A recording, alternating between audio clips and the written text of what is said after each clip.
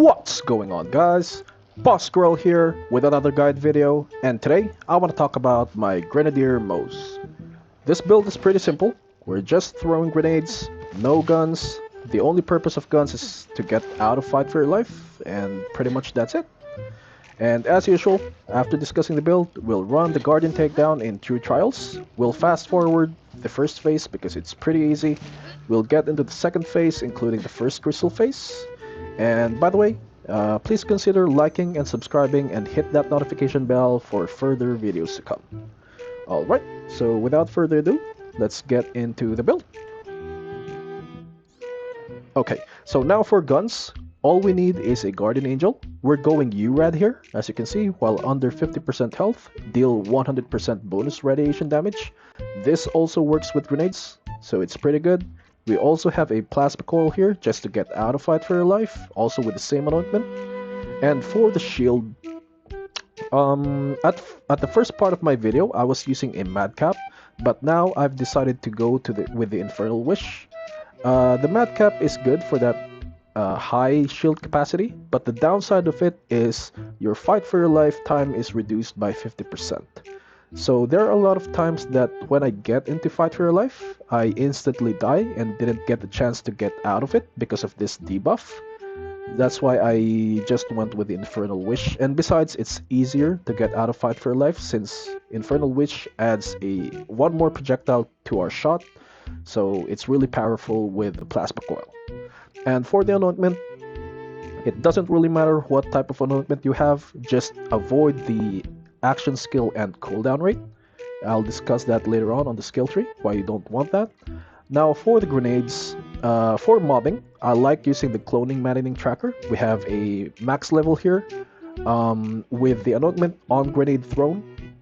For bossing, I like using the light speed with different types of elements here, depending on the boss that we're dealing with. I also like using the gas call. The only downside of the gas call is it cannot be anointed, but even so, it's really strong. As you can see on the first part of the video, we easily killed Woltan or the Seer using the gas call. So yeah, it's really strong. Now for the class mod, I went with the Minesweeper. As you can see, landing a critical hit has a 25% chance to drop a micro grenade. This micro grenade deals insane amount of damage. You'll definitely want this. You can go with the Bloodletter if you want to heal your shield, but you will lose a lot of damage, and besides, it's pointless because no matter how high your shield is, you will instantly go down if you get hit by your own grenades. Alright. Now for the artifact, I went with the Atom Bomb Deathless. The Deathless is just optional if you want to be tanky, but again, let me just be clear, no matter how tanky you are, no matter how high your shield capacity is, whether that's 2 million, 5 million, or 10 million, you will still instantly go down by your own grenades. The tanky build that I went with is not to tank our own grenades, but enemy damage or enemy bullets, and that's it. Just to tank their damage, not our own grenades. I also suggest the Atom Bomb for that radiation efficiency. It's just really good since we're using the URAD anointment for faster clearing, especially in mobbing scenarios. So yeah, that's it. Now going to the skill tree. First for the blue tree, here it is.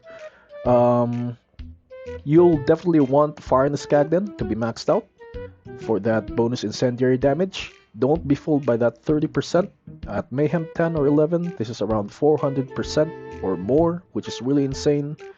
You'll also want Means of Destruction so that you won't run out of grenades. You'll also want Pull the Holy Pin for that crit chance from our grenades, because as I've said on the class mod, on the Minesweeper, landing a critical hit has a chance to drop a micro grenade. This also counts from the crits of our grenades. I also place points on Torque Cross Promotion for that extra splash damage, although it's risky because of that radius, but it's still pretty good in mobbing. I didn't put any points on Vampire because it's useless. We only have 1 health. I'd put points on Vampire if I'm using the Blood Letter, but as I've said, we will lose a lot of damage with the Blood Letter. Alright, now I've placed points on this skill just to get down to Short Fuse. Now Short Fuse doesn't really benefit grenades, it only works with guns, as you can see, whenever Moze deals gun damage. So I still placed points on it just to get out of Fight for Your Life easier with our Plasma Coil or just the Free Radical. And now for the red tree, here it is. You'll definitely want to add points that gives you gun damage like Armored Infantry, Drowning in Brass, Desperate Measures, and Phalanx Doctrine. The reason for that is not because for our guns, but it also benefits our grenades. What I meant about that is this skill, Big Surplus. As you can see, while Moze's action skill is cooling down, she deals bonus incendiary damage. This also has Mayhem scaling. At Mayhem 10 or 11, this is around 400%, which is the same as Fire in the Skagden, but is calculated differently. In Fire in the Skagden, the incendiary damage that you get is based on your splash damage, but with Big Surplus, it is based on how strong your gun damage is.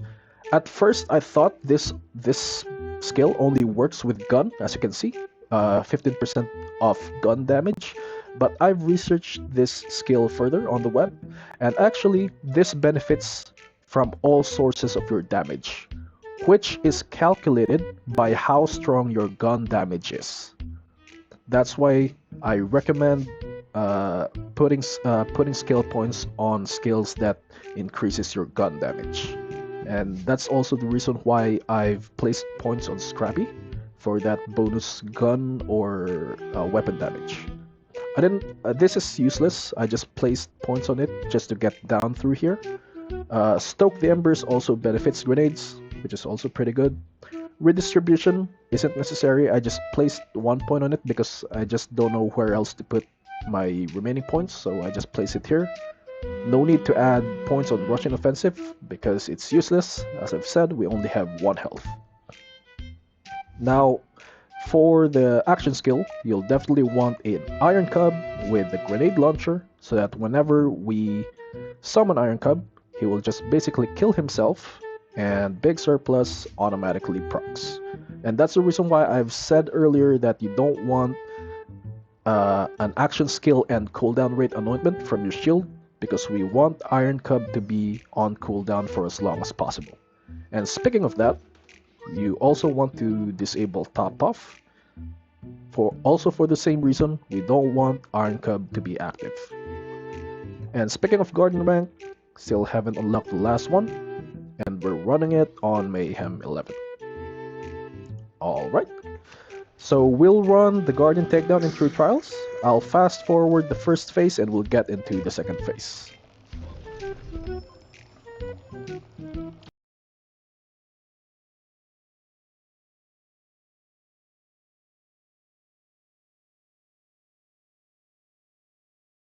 Okay, so we're here now on the second phase, so enjoy the run.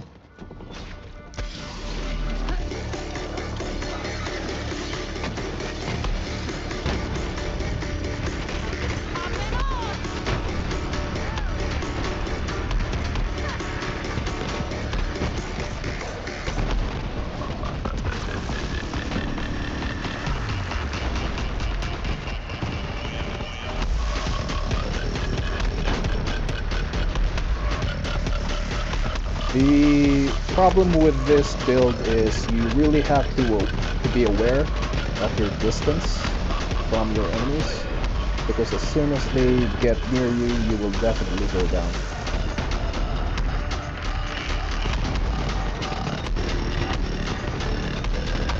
Man, I hate this.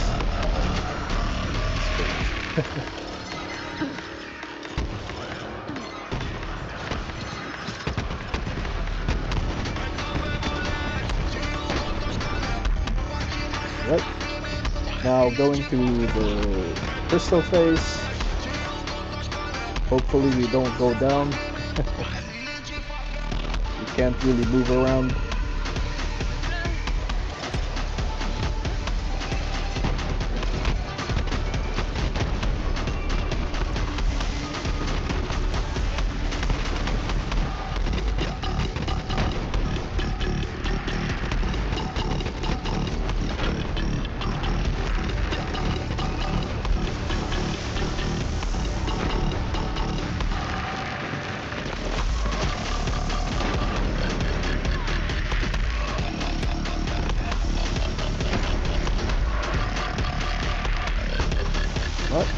Now the second crystal.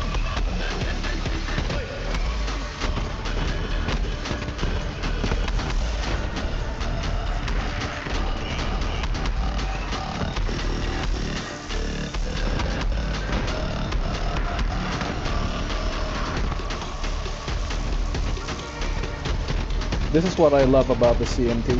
I just keep throwing it and not running out.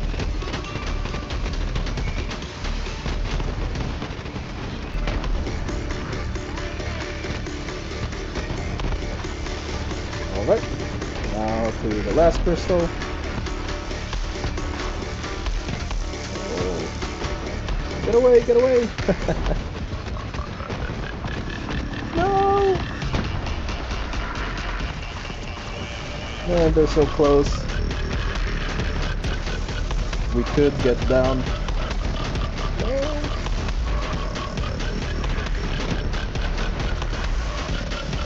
Ah.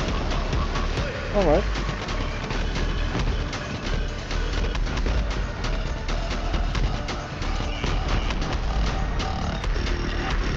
These guys again.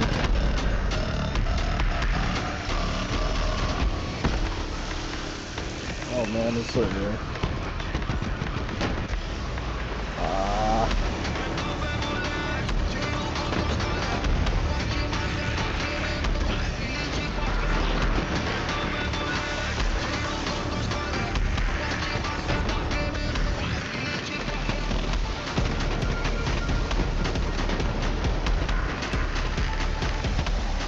I think that's it.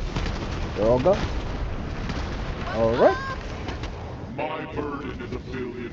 So, yeah, that's it. The only downside of this build is you will always get to fight for your life, so it's advisable to have either the plasma coil or the free radical as your second weapon slot, so that it'll be easy to get out of it. Alright, so if you guys like the video, please consider liking and subscribing, and hit that notification bell. It'll really help me out, and you guys have a good day. Bye-bye.